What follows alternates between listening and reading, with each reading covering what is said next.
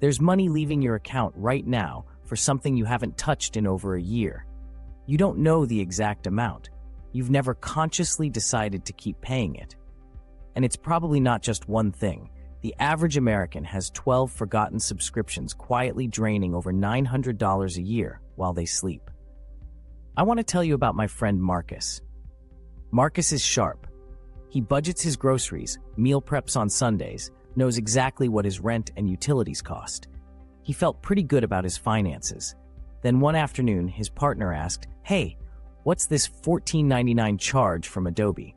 And Marcus thought about it and couldn't answer. So they sat down with 3 months of bank statements and started highlighting every recurring charge. By the end of the night, 23 active subscriptions. Marcus could name maybe 8. The rest? A gym app from a fitness kick 2 years ago. A meditation app downloaded during a stressful week, never opened again. 2 cloud storage services doing the same job. A news site he'd signed up to read 1 article. A meal kit service that had been paused, quietly unpaused, and forgotten. The total? $387 a month, nearly $4,700 a year, on things he wasn't using. Now here's what most people miss. This is not a willpower failure. The subscription model was specifically designed to be forgettable.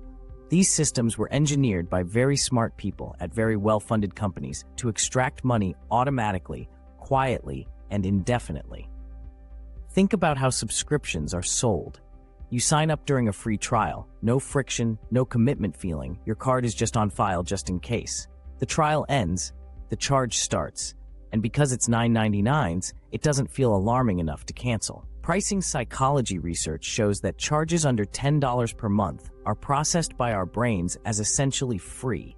They don't register as real spending the way a $120 annual charge would, even though they're identical.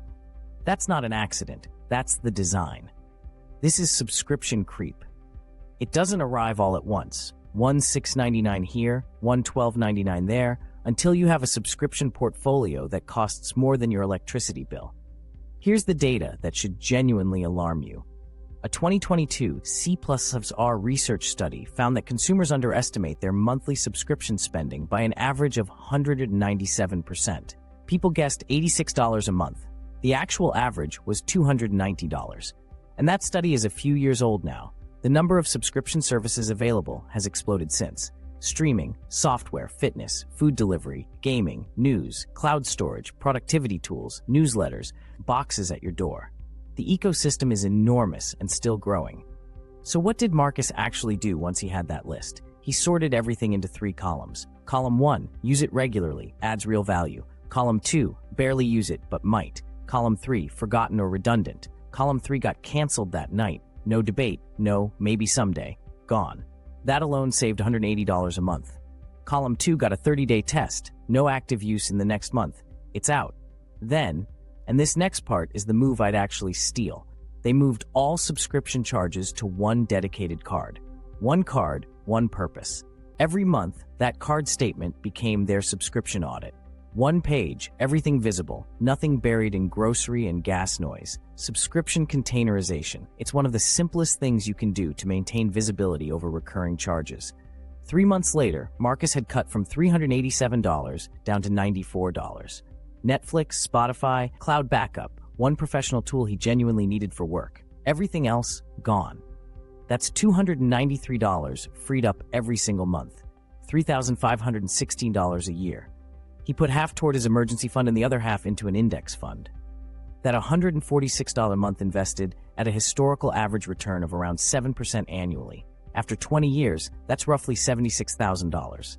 Not from earning more, not from any complicated strategy, from stopping payments for things he wasn't using. I want to be clear, I'm not saying cancel everything. If you use a service regularly and it saves you time, reduces stress, or brings you real enjoyment, that's a legitimate use of your money. The goal isn't minimalism for its own sake. The goal is intentionality. You should be able to look at every charge and say, I chose this, I use this, it's worth this to me. The problem is subscriptions that survive on inertia rather than intention.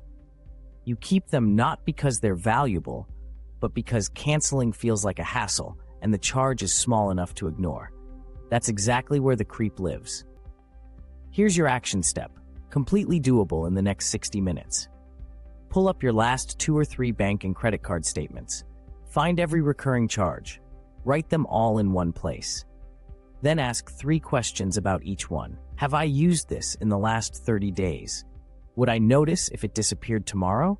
Am I keeping this because I genuinely want it, or just because canceling feels like effort?